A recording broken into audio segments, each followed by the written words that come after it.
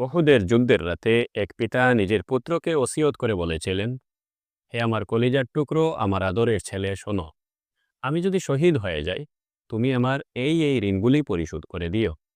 এই ঘটনা শুনলে আপনার হৃদয় ছুঁয়ে যাবে ভাই। পিতা শহীদ হয়েছেন, রেখে গেছেন ঋণে জর্জরিত সংসার আর মাত্র একটি ছেলে। কিভাবে রসুল করিম সাল্লাহ সাল্লামের দোয়ায় একমাত্র এই পুত্র পিতার শেষ ইচ্ছা পূরণ করলেন। এটি এমন এক হৃদয়স্পর্শী ঘটনা যেখানে রয়েছে এক সাহাবীর সাহস, এক পুত্রের দায়িত্ব আর রাসূল করিম সাল্লাল্লাহু আলাইহি সাল্লামের অলৌকিক সাহায্য। আসসালামু আলাইকুম ওয়া রাহমাতুল্লাহি ওয়া বারাকাতুহু। আজ আমরা কথা বলবো ইসলামের ইতিহাসের এক করুণ ও হৃদয়স্পর্শী ঘটনা নিয়ে। এই ঘটনা একজন শহীদ পিতা, তার ছেলে আর রাসূলুল্লাহ সাল্লাল্লাহু আলাইহি সাল্লামের অলৌকিক সাহায্যের ঘটনা।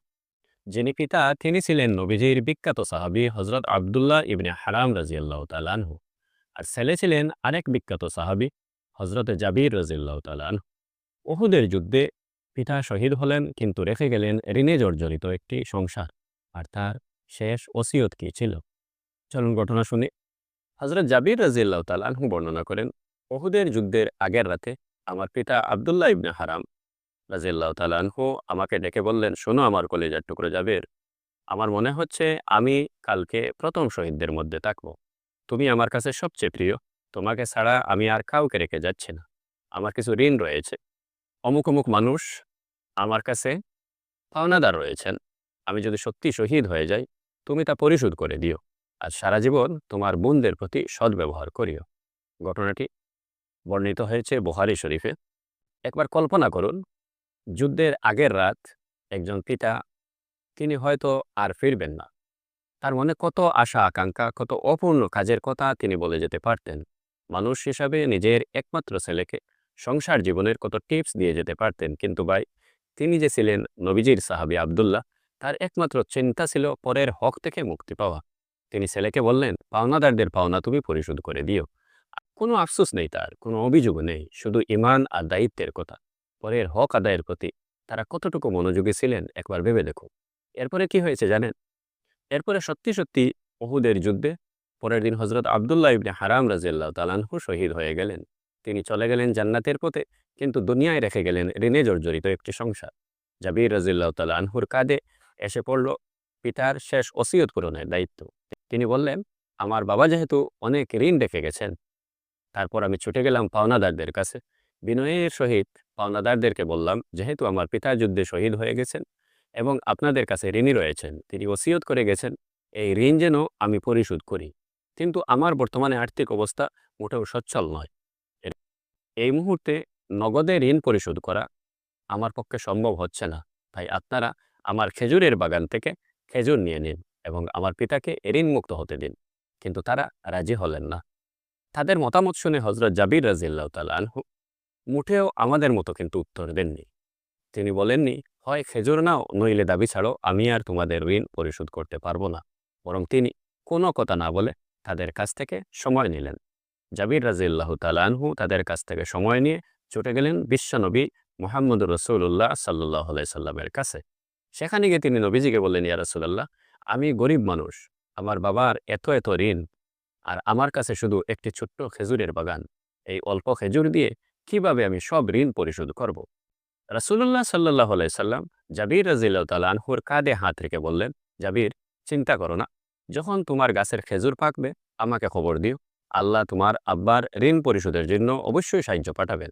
ঋণ পরিশোধ তুমি করতে পারবে, নিরাশ হয়ো না। কিছুদিন পরে খেজুর পাকার সময় হলো।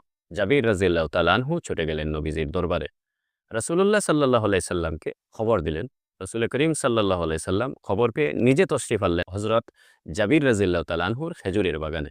নবীজি জাবিরের বাগানে হেঁটে হেঁটে দোয়া করলেন। তার কিছুক্ষণ পর নবীজি বললেন, জাবির, এখন গাছ থেকে খেজুর পাড়ার ব্যবস্থা করো। শুরু হলো খেজুর পাড়া। খবর দেওয়া হলো পাওনাদারদের কাছে। এদিকে খেজুরগুলি স্তূপ করে রাখা হলো। পাওনাদারদের ডেকে এনে রাসূল করিম সাল্লাল্লাহু আলাইহি সাল্লাম নিজ হাতে একে একে ঋণ পরিশোধ করতে থাকলেন। প্রত্যেক পাওনাদারকে নবীজি খেজুর দেওয়ার সময় বললেন, এইগুলি হলো তোমার পাওনা, এই নাও তোমার প্রাপ্য। তুমি খুশি তো? আশ্চর্যের বিষয়, সব পাওনাদারকে ঋণ পরিশোধ করে দিলেন নবীজি। কিন্তু খেজুর তখনও বাকি রইল, একদম স্তূপ আকারে রইল এখনো বাকি। আল্লাহর রহমত আর রসুল সাল্লাল্লাহু আলাইহি সাল্লামের দোয়ায় জাবির রাদিয়াল্লাহু তাআলা আনহু তার পিতার শেষ ওসিয়ত পূরণ করলেন। পিতার সম্পূর্ণ ঋণ পরিশোধ হয়ে যাওয়ার পরে নবীজির শহীদ সাহাবীর পুত্র হযরত জাবির রাদিয়াল্লাহু তাআলা আনহু খুশিতে চোখের জল আটকাতে পারলেন না। কাঁদতে কাঁদতে হযরত জাবির রাদিয়াল্লাহু তাআলা আনহু বললেন, ইয়া রাসূলুল্লাহ, আপনি না থাকলে আমি কি করতাম? রাসূলুল্লাহ সাল্লাল্লাহু আলাইহি সাল্লাম তার কাঁধে হাত রেখে বললেন, জাবির, তুমি তোমার আব্বার দায়িত্ব নিয়েছিলে আর আল্লাহ তাআলা তোমার দায়িত্ব নিয়েছেন। আমার ভাইয়েরা, দেখলেন তো বাবা মায়ের প্রতি সন্তানের দায়িত্ব কতটা গুরুত্বপূর্ণ। ঋণ পরিশোধের জন্য কতটুকু মরিয়াছিলেন সাহাবায়ে কেরাম। হযরত আব্দুল্লাহ রাদিয়াল্লাহু তাআলা আনহু শহীদ হয়ে জান্নাতে চলে গেলেন, কিন্তু তার ঋণ পরিশোধের দায়িত্ব তার ছেলে কিভাবে পূরণ করলেন? আর আল্লাহ তাআলাও তার রাসূলের মাধ্যমে এই কাজকে কত সহজ করে দিলেন। তাই আপনি আমিও যদি কখনো এরকম ঋণ করে ফেলি, তাহলে মনে প্রাণে পরিশোধ করার ইচ্ছা রাখতে হবে এবং চেষ্টা করতে হবে, দোয়া করতে হবে আল্লাহ তাআলার কাছে। তখন দেখবেন তিনি অবশ্যই আপনাকে বা আমাকে এই ঋণ পরিশোধ করার ব্যবস্থা করে দেবেন ইনশাআল্লাহ। কে কত টাকা পাওনা তা অবশ্যই লিখে রাখতে হবে, নইলে জানিয়ে রাখতে হবে আত্মীয়স্বজনকে, যাতে মৃত্যু হয়ে গেলেও পরবর্তীতে আত্মীয়স্বজনরা এই ঋণ পরিশোধ করে যেতে পারে। আর এই আমলটি করলে অবশ্যই সাহাবীদের জীবনের একটি জীবন্ত আমল আমাদের করা হয়ে যাবে। সুতরাং আমরা বুঝতে পারলাম, পিতামাতার রেখে যাওয়া ঋণ পরিশোধ করা একজন সন্তানের কেবল একটা দায়িত্ব নয়, এটি তার আখিরাতের মুক্তিরও পথ। জাবির রাদিয়াল্লাহু তাআলা আনহু তার পিতার ওসিয়ত পূরণ করে একটি আদর্শ স্থাপন করে গেলেন জগতে। আমাদের উচিত আমাদের পিতামাতার প্রতি তাদের জীবদ্দশায় এবং মৃত্যুর পরেও দায়িত্ব পালন করা। আল্লাহ আমাদের সবাইকে তার রসুল সাল্লাল্লাহু আলাইহি সাল্লামের পথে চলার তৌফিক দান করুন। আমিন ইয়া রাব্বাল আলামিন।